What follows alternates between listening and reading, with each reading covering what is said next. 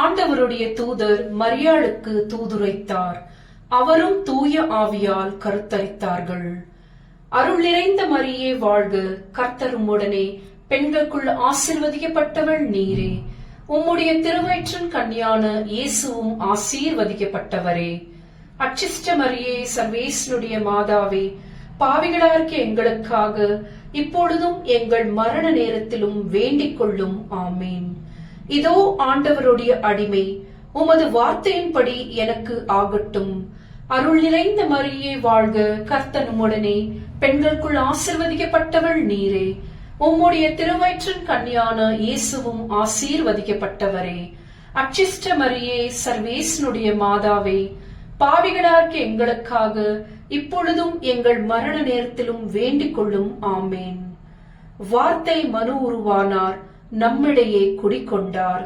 அருள் நிறைந்த மரியே வாழ்க, கர்த்தர் உம்முடனே, பெண்களுக்குள் ஆசீர்வதிக்கப்பட்டவள் நீரே.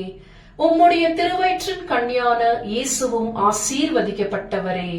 அச்சிஷ்ட மரியே, சர்வேசனுடைய மாதாவே, பாவிகளார்க்கு எங்களுக்காக இப்பொழுதும் எங்கள் மரண நேரத்திலும் வேண்டிக் கொள்ளும். ஆமேன்.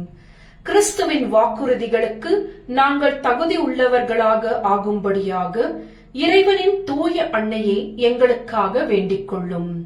ஜெபிப்போமாக. இறைவா, தேவதூதர் அறிவித்தபடியே உம்முடைய திருமகன் இயேசு கிறிஸ்து மனிதனானதை நாங்கள் அறிந்துள்ளோம். அவருடைய பாடுகளினாலும் சிலுவையினாலும் நாங்கள் அவருடைய உயிர்ப்பின் மேன்மையை அடையும் பொருட்டு எங்கள் உள்ளங்களில் உமது அருளை பொழிய வேண்டும் என்று எங்கள் ஆண்டவராகிய இயேசு கிறிஸ்துவின் வழியாக உம்மை மன்றாடுகிறோம். ஆமேன்.